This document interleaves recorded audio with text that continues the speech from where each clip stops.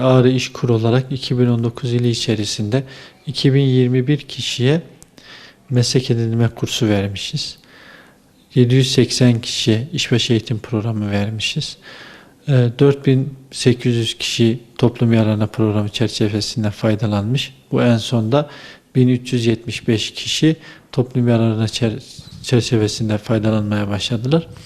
Özellikle ilimizdeki özel sektörü desteklemek babından ilimizde yeni faaliyete geçmiş olan tekstil firmalarımıza meslek edinme kursları, işbaşı eğitim programları, MEGİP kurslarımıza destek oluyoruz.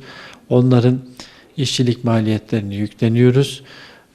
Belli bir süre eğitim veriyoruz. Eğitim sürecinden sonra firmalar eğitimden başarılı geçmiş olanları kendi bünyelerine alıyorlar ve ilimizdeki işsizliğe, insanlara karşı bir fayda sağlamış oluyoruz bu şekilde.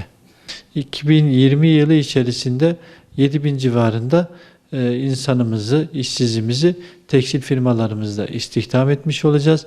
Biz meslek edinme kurslarıyla tekstil firmalarımızın yeterli kalifiyeli eleman yetiştirmesi noktasında yardımcı oluyoruz. Onların iş gücünü sağlamış oluyoruz. Onların maliyetlerini düşürmüş oluyoruz iş olarak.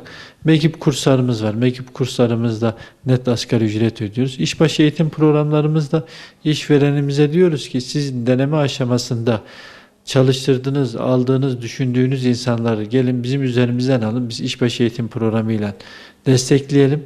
Net asgari ücret ödeyelim.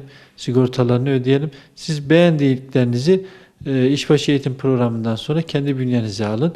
İşbaşı eğitim programıyla hem işverenin mali yükünü almış oluyoruz, hem işverenin deneme sürecindeki yükümlülüğünü alıyoruz, hem işsizin işe ihtiyacı olan kişinin de net asgari ücrette çalışmasını sağlamış oluyoruz.